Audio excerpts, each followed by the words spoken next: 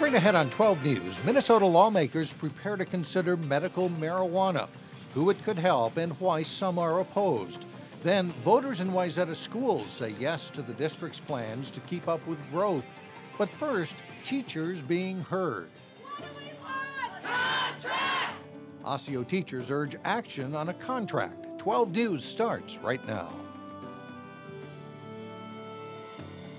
Teachers in the Osseo School District have been working without a contract since July, and now they're putting pressure on the school board to meet their demands. The teachers say they want improvements to their salaries and health benefits in order to keep pace with neighboring districts. As Delane Cleveland explains, they made their voices heard at Tuesday night's school board meeting.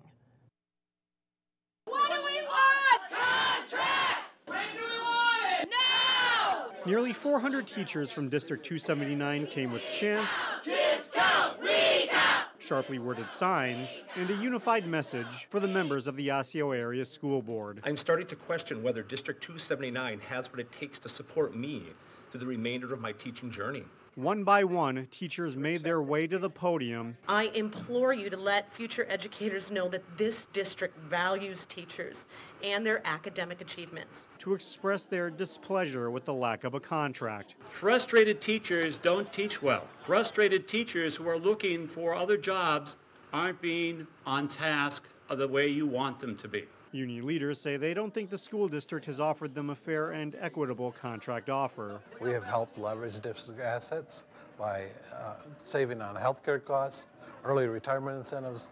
The board also got more money this year from the legislature. So this is a time that we think is time for us to get a contract salary increase.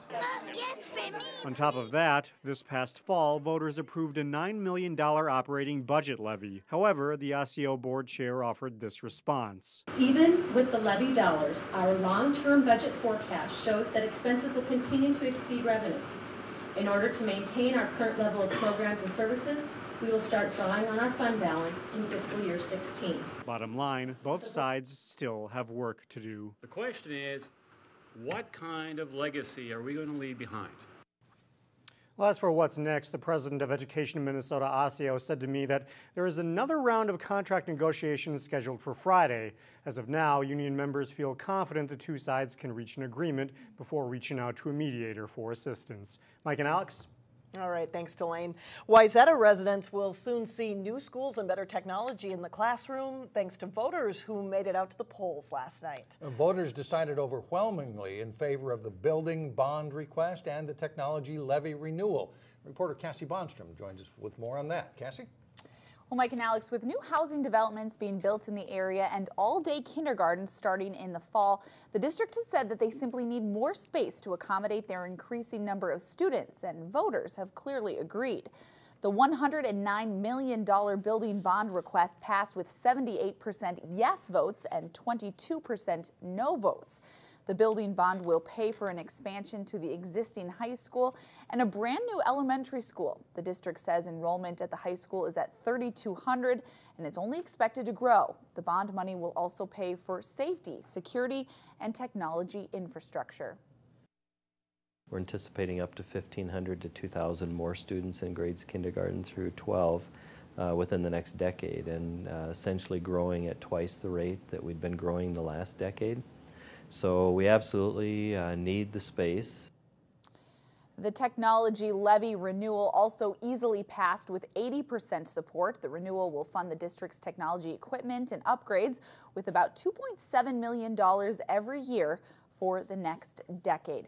Now, as for a timeline for these projects, the district doesn't have a site quite yet for that new elementary school, but they are already looking at several options, and they hope to start construction by next summer. The plan is to have the high school addition and the new elementary school built and have the students ready to start school there by fall of 2016. It'll happen quickly. Yes, it will. All right, thanks, Cassie. A longtime teacher and school principal in the Robbinsdale district has died. Donald Wagner was hired by the Robbinsdale district in 1959 as an elementary school teacher. He went on to become principal at several schools in the district and later served as the director of elementary education until 1991. Wagner died last week. He was 83 years old. State lawmakers will soon debate whether to make marijuana legal for certain medical conditions. One Golden Valley family hopes lawmakers will give it the green light. And 12 News reporter Sonia Goins has their story. Ring around the rosy, pocket full of posies. Most of the time, 2-year-old Harlow is a typical toddler. Look what I have. Can you pour some tea for Mama? Hi. You say hi? She likes to laugh and play games. But there are times when the fun stops. 3.5 months old, she had her first seizure. Harlow suffers from Dravet syndrome, a rare form of epilepsy. Frightening. Never seen anything like that. Thought I had a healthy baby. She has multiple seizures every day. It's unbelievable. You almost wish she had anything but seizures. They're that horrible. Beth Hunley says it's unbearable to watch. And it's almost like you leave your body and you just turn into super mom mode. Do whatever you can to stop a seizure, and we call 911 right away, so it always causes this big neighborhood scene. Little Harlow is on a slew of medications. Right now she's on 5 medicines that we take 13 doses of a day. The medicines make Harlow lethargic. It makes her dizzy, it makes her walking unstable, and so all of those side effects do not happen with medical marijuana. That's why Beth is pushing for the legalization of medical marijuana in Minnesota. It just seems ridiculous not to try something that may help these kids live a better life and potentially from dying. These seizures can cause death. She says it's worked for other children with medical conditions like Harlow. Kids are walking and riding bikes that weren't able to do that before. 2 medical marijuana bills are up for review in the state legislature. Representative Mike Freiberg is co-author of one of those bills. Felt a great deal of sympathy for her as a father myself. I can't even imagine what she's going through dealing with this. So it's something I think the legislature can do just to be compassionate, basically. Good girl. Hunley is hoping lawmakers look past negative images associated with marijuana. And people picture children smoking joints, you know, and it's not like that. It's an oil. It's mixed with olive oil and given, just like Harlow's syrup, you know, pharmaceutical. Do you want a color? For now, Harlow's family is holding on to hope and living one day at a time. Live life and enjoy it all you can. You don't ever know how long you got, right? In Golden Valley, Sonia Goins, 12 News. Harlow's family says they won't rule out moving to Colorado if medical marijuana doesn't become legal. Meanwhile, some law enforcement agencies are against the bill, saying the drug could end up in the wrong hands. Governor Dayton says he won't sign a bill unless law enforcement is on board. Getting around after last week's storm hasn't been easy, with patches of ice still frozen to many streets. But there are signs of progress even in this cold weather. More than a dozen trucks are out in Brooklyn Park during the daylight, scraping and salting away the icy roads. The residential streets are in the roughest shape right now, but the main roads are decent thanks to some daylight sun working with the road salt. You know, our guys are putting the salt down, they let the salt work, they'll scrape it off, they'll apply additional salt, and it is coming off, but it's slower and it costs a lot more. You know, the colder it is, the more salt we need to use to get the same conditions. Usually cities have stopped using much road salt by this time of year, but in Brooklyn Park, they've used 1,000 tons just since last Friday. Coming up, when having a second job might not be good for your bottom line, we'll take a look in Money Savers. And later in sports, action from the Class A boys hockey section playoffs. But first, it's a look at your AccuWeather forecast.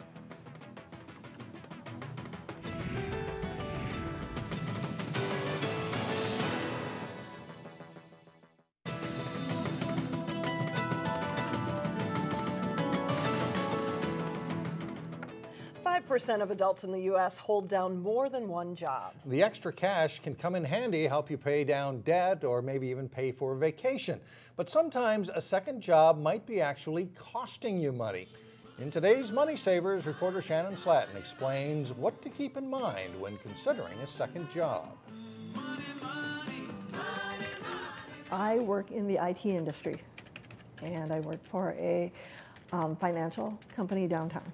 3 days a week, Sarah Willems works from her Maple Grove home. And that saves me money on transportation costs. I don't have to take the bus or drive and park. And my biggest savings is eating out. I don't go to lunches downtown. By telecommuting, she cuts expenses and saves money.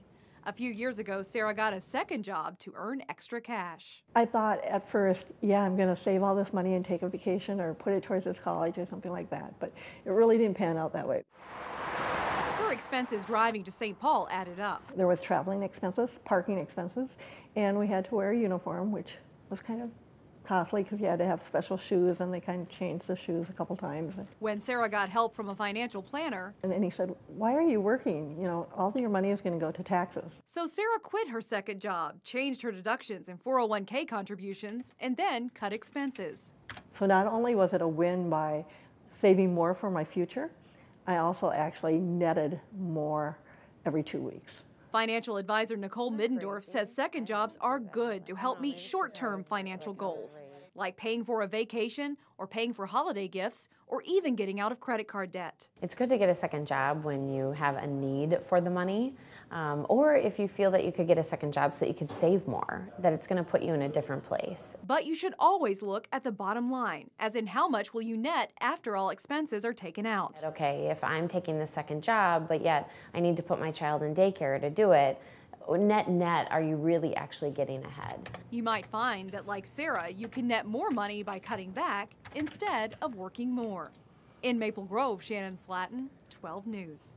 Something you might not have thought about. That's true. Well, coming up, we'll see art students' concept of energy of the future. And up next in sports, the Park Center girls basketball team looks to break a 2-game losing streak as they face Maple Grove. John Jacobson has that and more when we come back.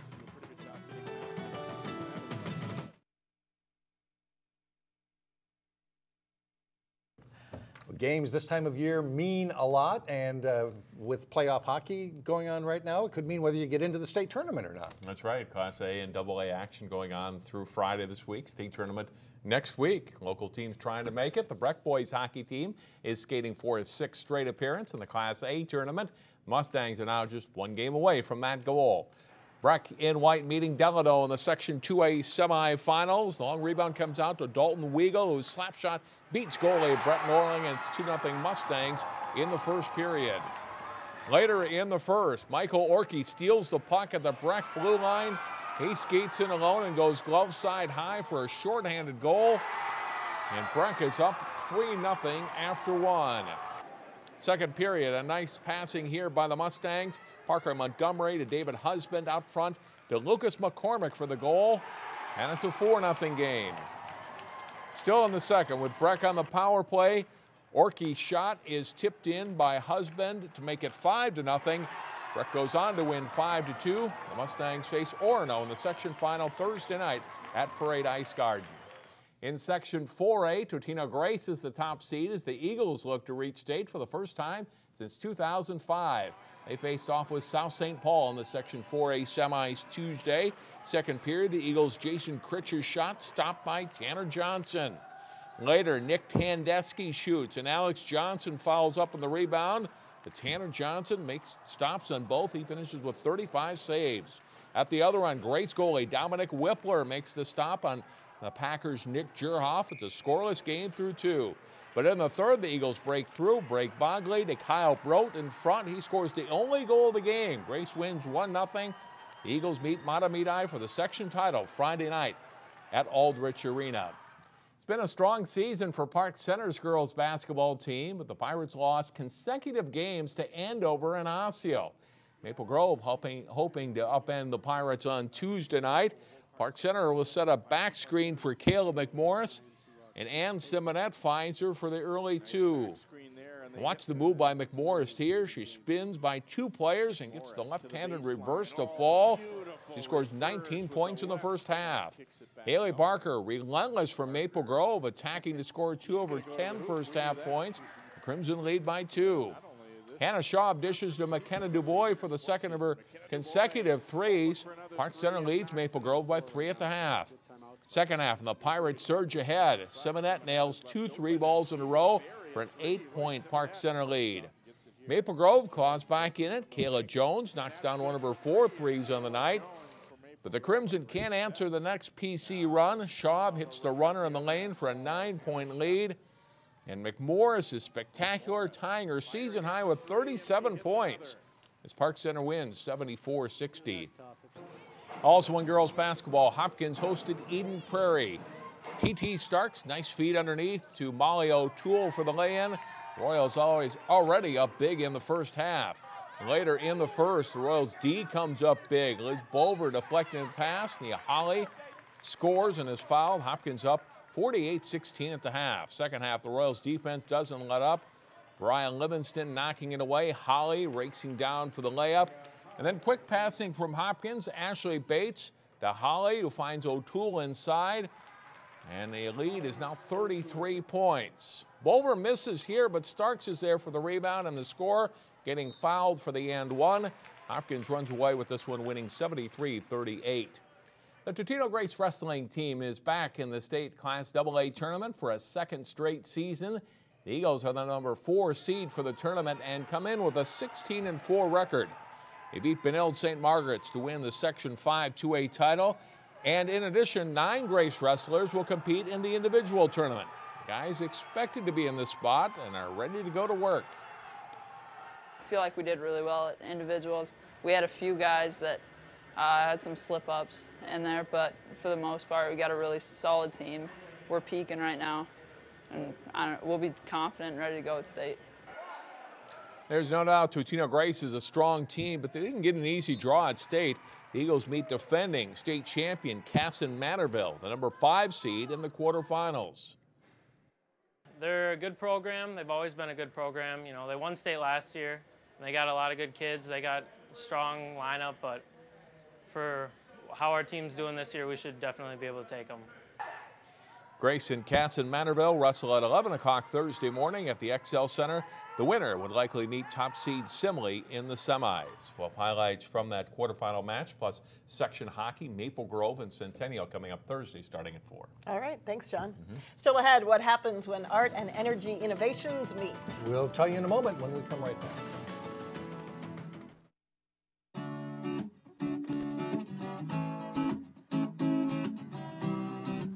The students at Perpich Arts High School are putting their minds to work designing solutions to current energy problems. Their art science projects are a work in progress, but they're currently on exhibit and they're asking professionals in science, engineering, architecture, and medicine to stop by and offer some feedback. For example, one team of students is working on a way to charge a wireless device, say your phone, without actually plugging it in, but it involves creating an electromagnetic field, and they have some questions. We're entering a couple problems. One of the most asked questions that we get is it safe to live in? And we can't personally answer that yes or no. We are in the midst of a lot of research for that. So yeah, we're running into a little bit of safety problems. So they need some feedback from scientists. If you can offer any professional guidance, mentorship, stop by the exhibit tonight until 7 or during school hours over the next couple of weeks. And that does it for us. Thanks for joining us. We'll see you back here again tomorrow.